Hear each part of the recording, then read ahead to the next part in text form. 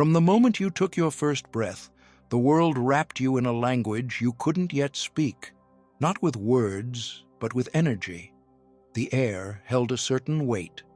The light fell in a certain way. The people around you moved with rhythms shaped by the seasons they had lived through before you. And though you were too young to know it, something was already imprinting itself on your nervous system, a subtle but lasting pattern that would come to shape how you feel, connect, and break. What if the season you were born in was never random? What if it wasn't just about weather or zodiac signs, but something more profound, an archetypal landscape that stamped its signature on your earliest sense of reality? Before you even formed memories, the psychological climate of your birth was shaping your emotional body. Spring's restless longing, summer's intensity, autumn's quiet melancholy, winter's deep stillness. These weren't just external moods, they were the first mirrors of your internal world. Carl Jung once said that we are not born as blank slates, but as beings who carry the seeds of myths and memories older than we understand. And the season in which you entered this world acted like soil. It colored those seeds. It didn't define your destiny, but it formed the emotional tone through which you began to perceive it. Every season contains its own archetype. Spring initiates, summer burns, autumn reflects, winter contracts. These archetypes are not just poetic, they are psychological blueprints. If you were born in a season of intensity, your inner world may have learned to move fast, to burn bright, or to fear stillness. If you were born in a season of silence, you may have learned to listen more than speak, to sense more than show. That first environment whispered to your developing psyche a hidden rule book for how love should feel, how danger might manifest, or how silence would be interpreted. And you've been responding to it ever since. So what happens when you begin to decode it? When you realize your birth season wasn't just part of your origin story, it was the temperature that molded your first sense of self, the light that cast your first shadow, the mirror that reflected your first emotional wound. What if your earliest psychic wound wasn't caused by a person, but by the emotional tension between who you were and what the world around you expected you to be? And more importantly, if your season of birth shaped your first wound, how has it been shaping your life without you realizing it?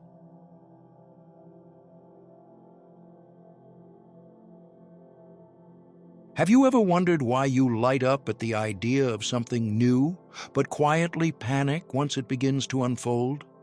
Why can you ignite a room with your passion, yet struggle to complete the very dreams that set your soul on fire? People born in spring often radiate a magnetic sense of aliveness. There is something about you, if you were born during this season, that carries the fragrance of beginnings, a natural spark, a bright restlessness. You are drawn to what is possible, what is beautiful, what is yet to be born.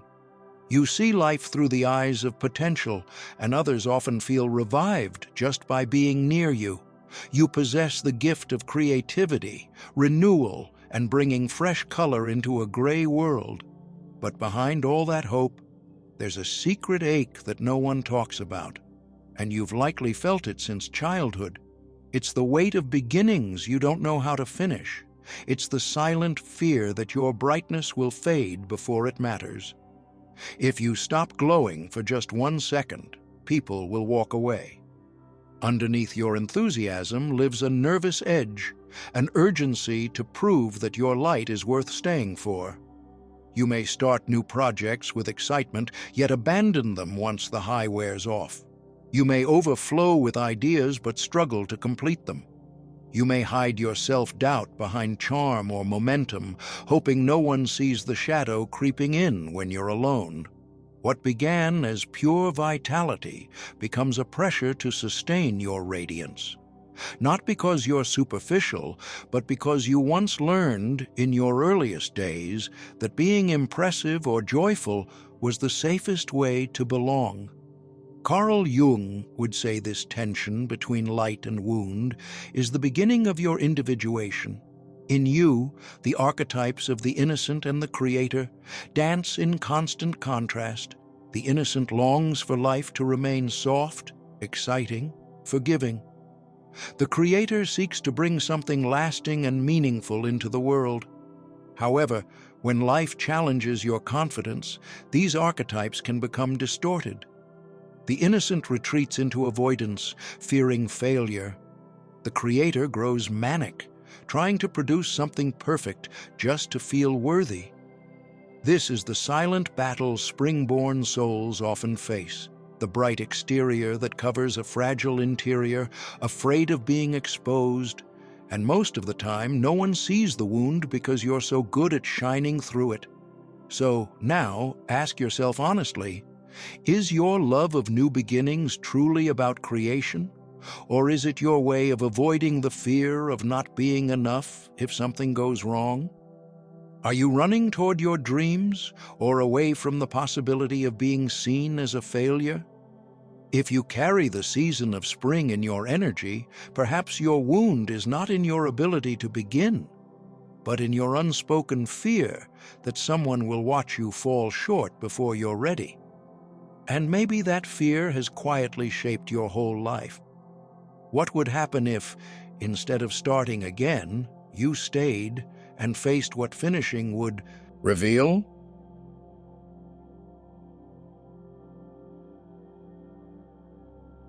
What if your confidence was never just confidence, but a shield built carefully over time so no one could see how often you doubted yourself? Many people born in the heat of summer are known for their magnetism. They walk into a room like sunlight, lighting up corners where others hesitate to go. They're expressive, warm, and captivating, often the center of attention, not because they demand it, but because their presence naturally expands. These are the ones people describe as leaders, visionaries, or the life of the party. But behind that glowing exterior, there's often a silence they rarely speak of, a pressure, a fear that if they falter, if they show weakness, their whole identity might shatter. From a Jungian lens, summer-born individuals carry the psychological essence of the hero and the ruler, archetypes that are built for impact. The hero shines, performs, and conquers. The ruler leads, protects, and structures. But both archetypes, when over-identified with, develop a dangerous fragility. The hero fears failure not because of the fall itself, but because it challenges their very existence. The ruler dreads disorder because chaos threatens the role upon which they've built their value. Beneath the charisma of these summer souls often lives a hidden wound, the fear of vulnerability. The fear is that behind all the brightness, there are still not enough unless they are always succeeding, always admired, always in control. This inner fire drives them to overperform, to avoid asking for help, to bury their emotional pain under accomplishments. It whispers, "You must hold it all together. You must always be strong." In childhood, perhaps they learned that love came when they sparkled, when they smiled, when they achieved. And so, strength became a survival mechanism. Expressiveness became a costume. Over time, their identity fused with the performance, and the soft, messy, tender parts of themselves were locked behind a golden mask. But what happens when the glow starts to dim? When life forces them into seasons of stillness, failure, or emotional exposure? Do they collapse inward, ashamed of being seen without their armor? Do they self-isolate, pushing people away before they can be rejected? Many summer-born individuals carry this wound quietly, smiling brightly, while burning inside from the exhaustion of always needing to be on. Carl Jung teaches that the persona, the mask we show to the world, can become so convincing that even we forget who we are underneath it. For the summer-born, their persona is built around power, warmth, and competence, but the shadow it hides is just as powerful.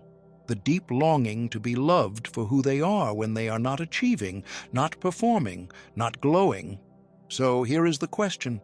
Is your strength a gift or a mask you learned to wear before anyone could see your softer truth?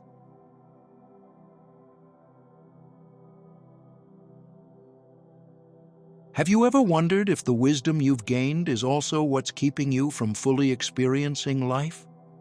There's a quiet grief that lives inside those born in autumn, a depth of knowing that feels ancient even when they're still young.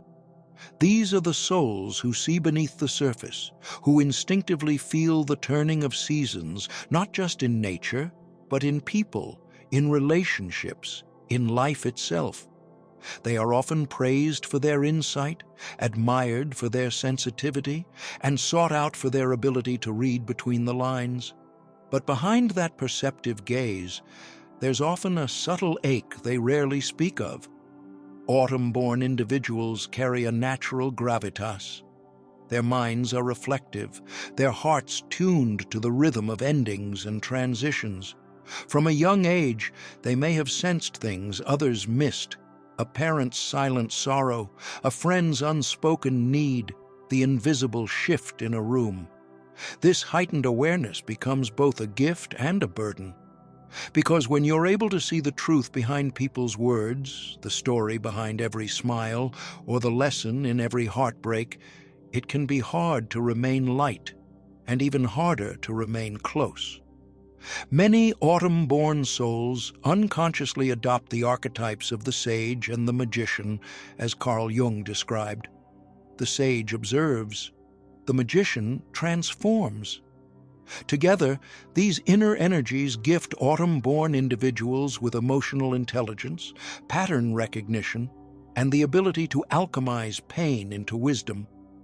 But this often comes at a cost: the loneliness of seeing too much, the exhaustion of feeling responsible for making meaning out of everything, and the quiet frustration of being misunderstood by those who live on the surface. While others chase pleasure or certainty, the autumn-born may be left sitting with questions no one else dares to ask. They often struggle with letting go, not because they're weak, but because they've built such a rich internal world around their memories and meanings. Their hearts become libraries, filled with moments they cannot discard. This leads to overthinking, emotional weight, and a melancholy that doesn't scream but lingers, like the last golden leaves that refuse to fall. And though their maturity is praised, it can also become a cage. When you've learned to see too far ahead, spontaneity dies. When you're always interpreting, you rarely just experience. Here's the paradox. The more you understand life, the more distant it can start to feel, as if knowing the mechanics of the clock somehow steals the magic of time. And so I ask you, with love and honesty, does your ability to see deeply ever stop you from feeling freely? Are you so tuned to meaning that you forget how to be fully present? What would happen if you stopped interpreting and started living, even just for a moment? Let the comments below be a space for your truth. Are you an autumn soul navigating the weight of insight? Do you carry wisdom that others often overlook? Tell us what it means to be someone who feels everything and yet often stands alone.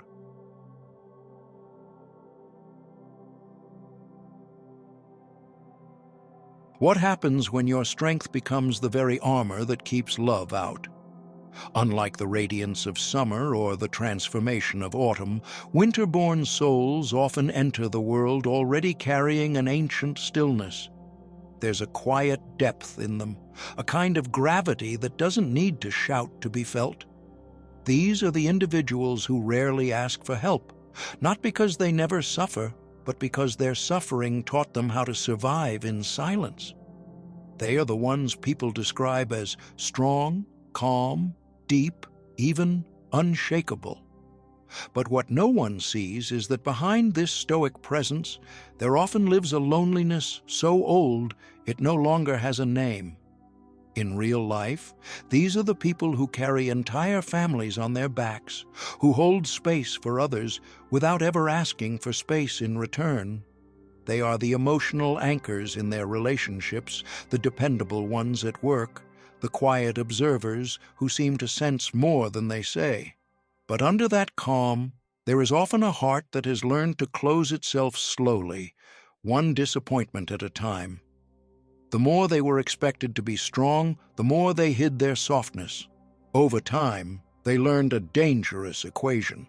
Vulnerability equals weakness, and weakness gets you hurt. Carl Jung would say, these are individuals touched by the hermit archetype. The hermit does not fear solitude, it understands its value. In solitude, it finds reflection, clarity, and even spiritual vision. But the danger is that solitude, when born from emotional defense rather than conscious choice, becomes exile. You begin to live in a cave of your own making, not because you want to be alone, but because letting someone in feels riskier than going it alone again. Self-reliance, once a strength, calcifies into a form of emotional isolation. You stop expecting others to meet you where you are. You stop reaching, you stop hoping, and eventually you forget how much of yourself you've hidden away. Is this why so many winter-born individuals report feeling unseen or misunderstood?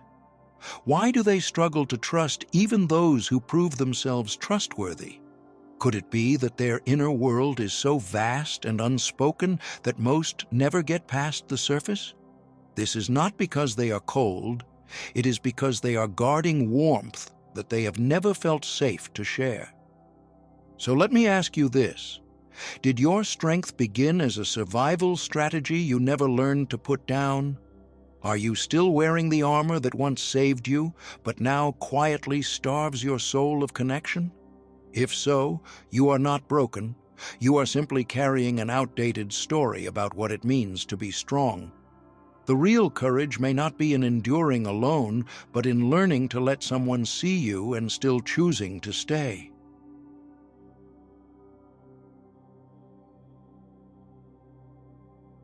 Have you ever noticed how your deepest emotional reactions seem to repeat themselves, almost as if they were coded into you long before you understood why?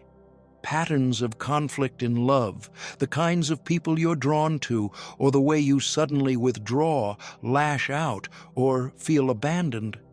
What if they didn't begin with the person in front of you, but with the silent season that shaped your earliest emotional rhythm? Carl Jung believed that we are not born as blank slates. We arrive carrying both light and shadow, archetypal energies woven into the fabric of our psyche.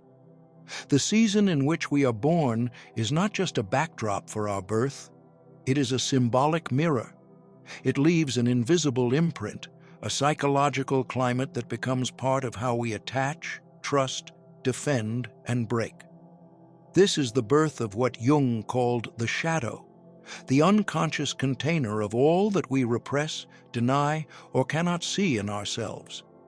If you were born in the spring, you may have inherited the shadow of restlessness, constantly needing the next renewal to avoid stillness. You may fear boredom as if it were death, craving stimulation but struggling with stability. If you were born in summer, your shadow might show up as burnout or resentment from always having to shine. You were taught to bring the light, but who allowed you to dim? Autumn-born souls, wise and emotionally intelligent, may battle melancholic spirals, over-analysis, and the inability to release what has already fallen. And winter-born individuals, so strong and spiritually rich, often carry a shadow of isolation so deeply woven into their strength that even love cannot penetrate the walls they built to survive. These seasonal shadows do not make you flawed, they make you patterned. They reveal the unconscious blueprints that repeat themselves in your relationships, your fears of abandonment or control, your emotional reactions that feel too fast to catch. The people you attract often mirror these wounds back to you, not to hurt you, but to help you finally see. This is the beginning of individuation, when you stop trying to fix the world around you and turn inward to meet the parts of yourself you have long exiled. As Jung said, until you make the unconscious conscious, it will direct your life, and you will call it fate. So here is your aha moment. Your birth season never defined your limits. It revealed your blueprint. And in that map, your triggers, your heartbreaks, your deepest fears, there lies your healing. Which part of your season's shadow do you still carry? And are you ready to stop calling it your personality and start calling it your path?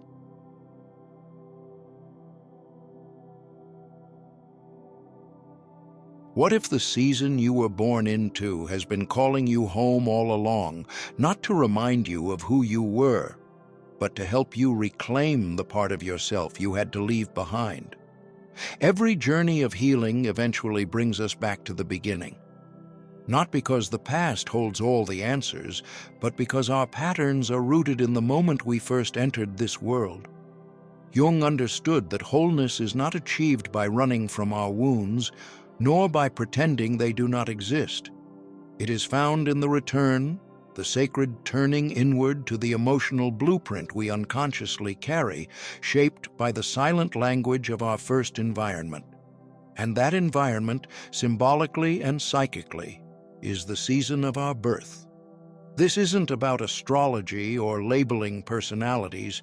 It's about something much deeper. It's about the emotional ecosystem you were born into and how that season, its light, its stillness, its storms, its rhythms, imprinted itself onto your nervous system.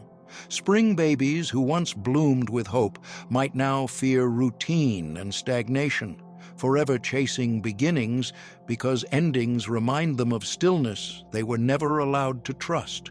Summer-born souls, radiant and responsible, might still carry the weight of being the light for everyone else, secretly exhausted from never being allowed to rest.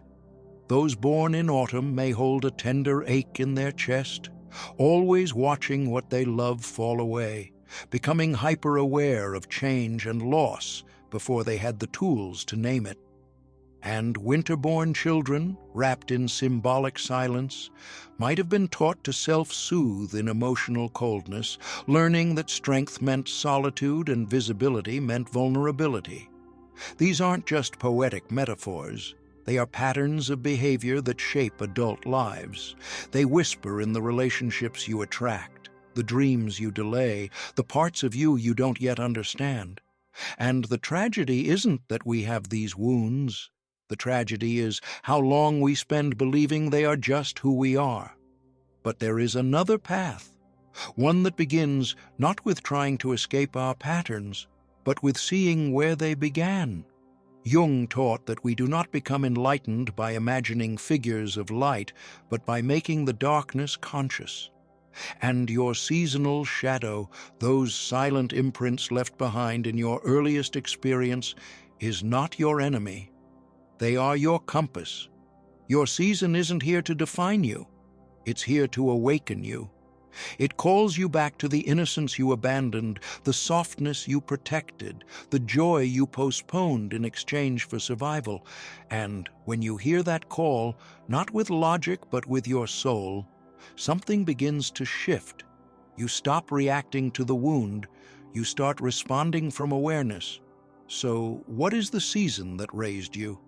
What inner landscape have you been walking through, unconsciously repeating, trying to resolve?